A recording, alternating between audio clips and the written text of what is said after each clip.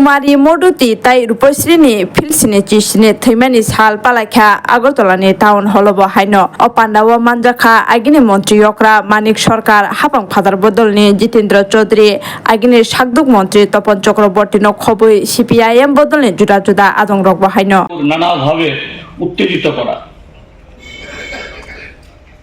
সে ঘটনাগুলি সেখানে ঘটছে। তো এই জায়গায় দাঁড়িয়ে আমাদের এই উদযাপন বা কুমারী মদতির উপস্থিতিকে স্মরণ এটা নিছক শুধু একটা আলোচনার জন্য বা বাৎসরিক একটা ক্যালেন্ডার প্রোগ্রাম করা না, দেশের এবং রাজ্যের এই পরিস্থিতিতে কিভাবে আমরা শত্রুকে চেনাবো,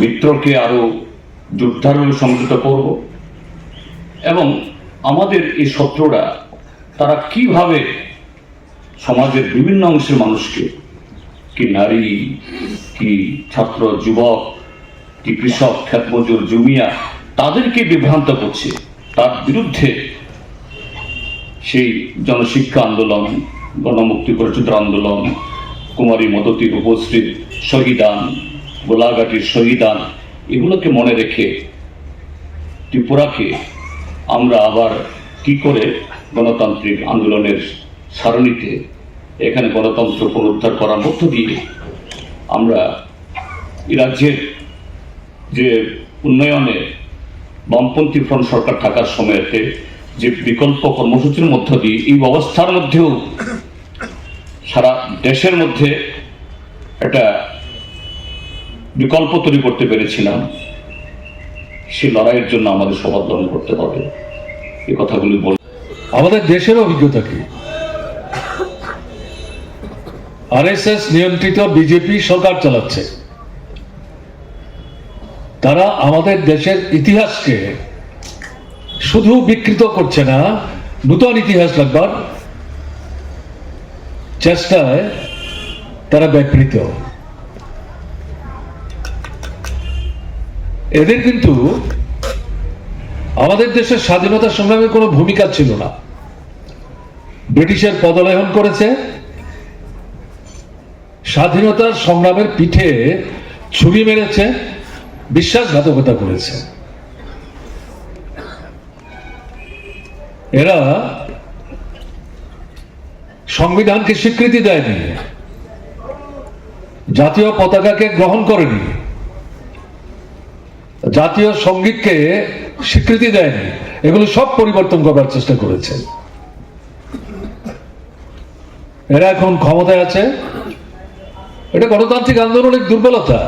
এরকম একটা ফ্যাসিবাদী শক্তি ভারতবর্ষের মতো 140 কোটি মানুষের দেশ, তার সরকারে তারা প্রতিষ্ঠিত 10 বছর যাবৎ এবং তৃতীয়বারের জন্য সরকার এসছে।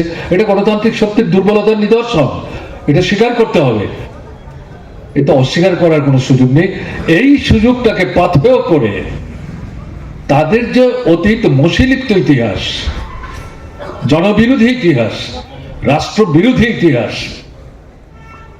সাম্রাজ্যবাদের পদলেহনের ইতিহাস, এটাকে ভুলিয়ে দেওয়ার জন্য, বিশেষ করে নতুন প্রজন্মের ছেলে মেয়ে যারা, তাদেরকে বিভ্রান্ত করার জন্য নতুন ভাবে ইতিহাস তৈরি করার চেষ্টা করছে।